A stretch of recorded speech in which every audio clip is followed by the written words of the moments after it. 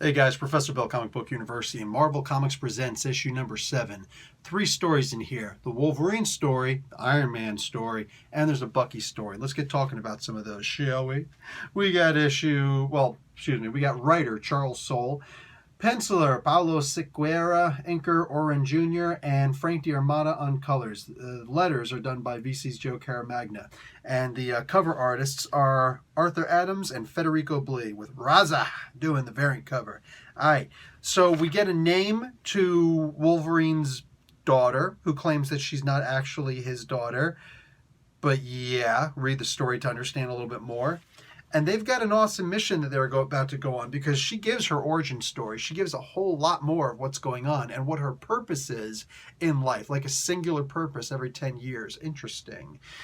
I like where the story is going, and I'm looking forward to seeing the next issue. I hope it doesn't end with the next issue. I'm going to need to see several issues of this, but, what do I know? What do I know? Anyway, I am liking this, and this is definitely a story to be read. Anyway, the next story, the writer is Ryan North and the artist is Rod Race, with letters by VC's Joe Caramagna. That's Iron Man in the modern age, doing market correction. This was actually pretty interesting. Ryan North is a really cool guy. I've met him, and he definitely cares about the little people, and he basically gives us a very palatable Tony Stark who can act like a hero instead of just a selfish braggart, narcissist. Here we have The Winter Soldier, DC Pearson, with Alessandro Vitti. Color art by Lee Lowridge, and VC's Joe Caramagna doing the letters.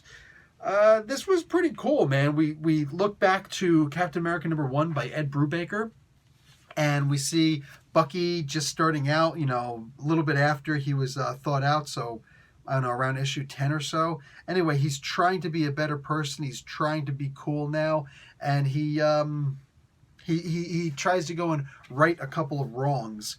I can't complain about this issue. It wasn't the best issue I've ever read featuring Bucky, but I can always use a Bucky issue.